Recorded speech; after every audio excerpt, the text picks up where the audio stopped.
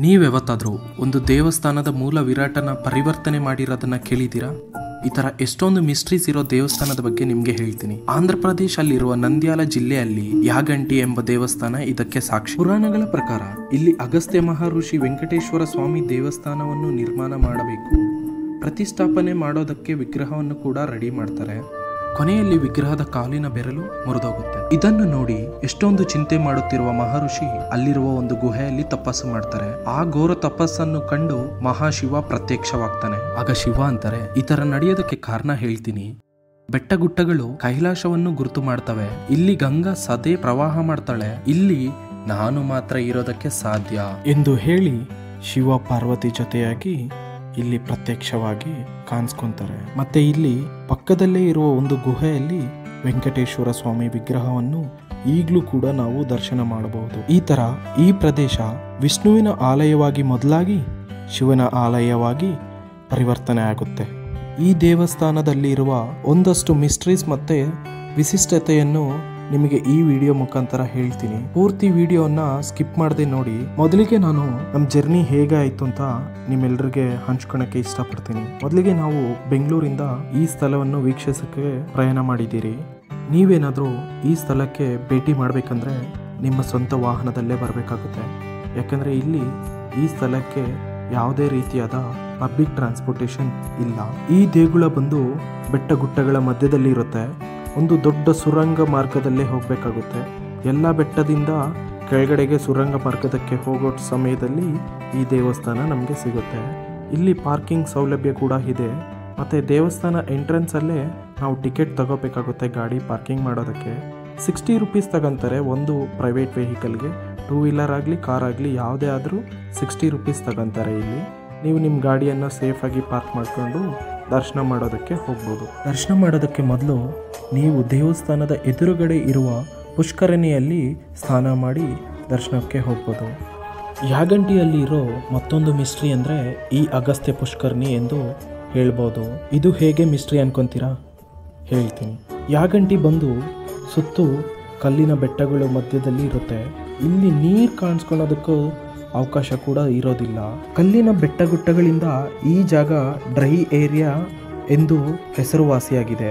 ಆದರೆ ಇಲ್ಲಿ 365 days season ಸಂಬಂಧ ಇಲ್ಲದೆ ಇಲ್ಲಿ ನೀರು ನ್ಯಾಚುರಲ್ ಆಗಿ ನಂದಿಯ ಬಾಯಿದಿಂದ ಬರ್ತಿರೋದು ವಿಶಿಷ್ಟತೆ ಮತ್ತು ಅದೇ ಲೆವೆಲಲ್ಲಿ ಮೇಂಟೈನ್ ಆಗ್ತಿದೆ. ಇಂದುವರೆಗೂ ಚೂರು ಕೂಡ ನೀರಿನ ಲೆವೆಲ್ ಕಡಿಮೆ ಆಗಿಲ್ಲ. ಇದು ಮಿಸ್ಟ್ರಿ ಅಲ್ಲವೇ? ಈ ರೀತಿ ಎಷ್ಟೊಂದು ಸಾವಿರ ವರ್ಷಗಳಿಂದ ನೀರು ಬರ್ತಿರೋದು ವಿಶಿಷ್ಟತೆ.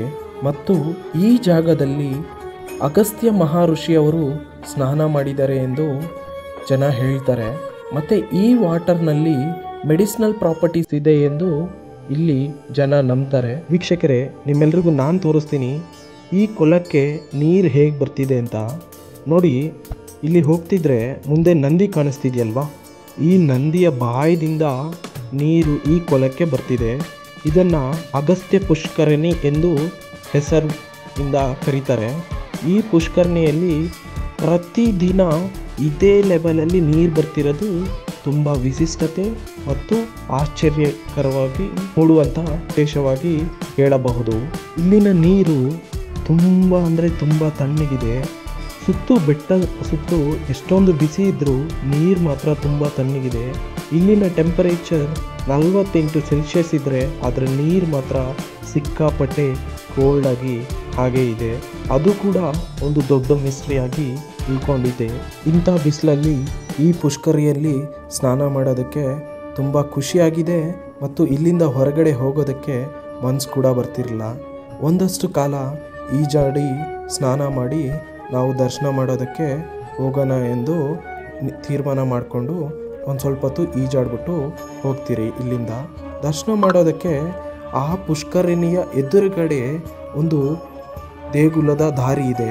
ಆ ದಾರಿಯಲ್ಲಿ ಹೋಗಿದರೆ ನಾವು ಈ ದೇವಸ್ಥಾನದ ಮೂಲ ವಿರಾಟನ ಶಿವನನ್ನು ನೋಡೋದಕ್ಕೆ ಅವಕಾಶ ಸಿಗುತ್ತೆ. ಇದೇ ರೀತಿ ನಾವು ಈ ಸ್ಟೆಪ್ಸ್ ಹತ್ಕೊಂಡು ಮುಂದೆ ಹೋಗಬೇಕಾಗುತ್ತೆ. ಈ ದೇಗುಲದಲ್ಲಿ ಫ್ರೀ ಎಂಟ್ರಿ ಇರೋದಿಲ್ಲ. ಪ್ರತಿಯೊಬ್ಬರು 20 ರೂಪಾಯಿ ಕೊಟ್ಬಿಟ್ಟು ಟಿಕೆಟನ್ನು ಪಡೆದು ದರ್ಶನ ಮಾಡೋದಕ್ಕೆ ಅವಕಾಶ ಮಾಡಿಕೊಡ್ತಾರೆ. ಇಲ್ಲಿ ಫ್ರೀ ದರ್ಶನ ಅನ್ನೋದು ಸಿಗೋದಿಲ್ಲ. ಇಲ್ಲಿನ ಲೋಕಲೈಟ್ಸ್ಗೆ ಬಿಟ್ಟರೆ ಯಾರಿಗೂ ಫ್ರೀ ದರ್ಶನ ಸಿಗೋದಿಲ್ಲ. ಅಂದರೆ ಈ ಊರಿನ ಗ್ರಾಮದವರಿಗೆ ಬಿಟ್ಟರೆ ಬೇರೆಯವ್ರಿಗೆ ಯಾರಿಗೂ ಫ್ರೀ ದರ್ಶನ ಸಿಗೋದಿಲ್ಲ.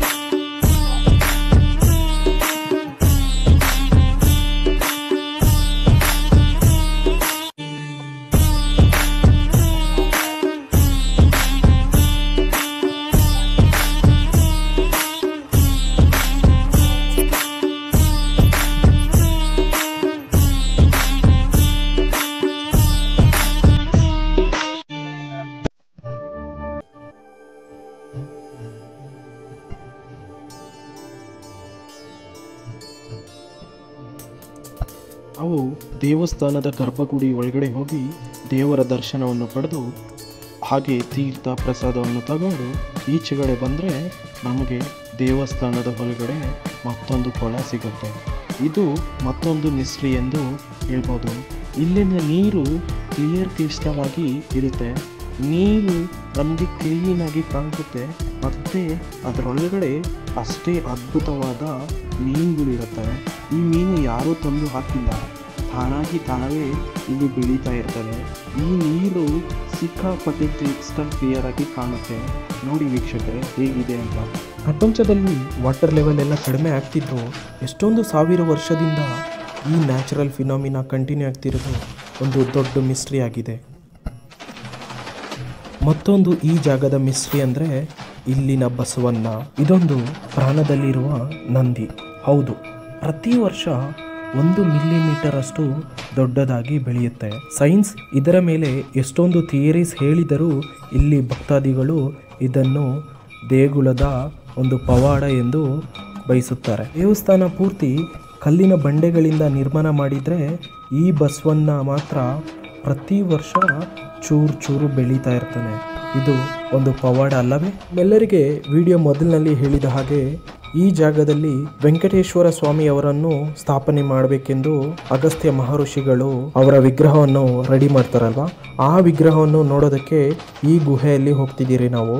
ಈ ಗುಹೆಯಲ್ಲಿ ಆ ವಿಗ್ರಹವನ್ನು ಇಂದಿಗೂ ಕೂಡ ನಾವು ದರ್ಶನ ಮಾಡ್ಬೋದು.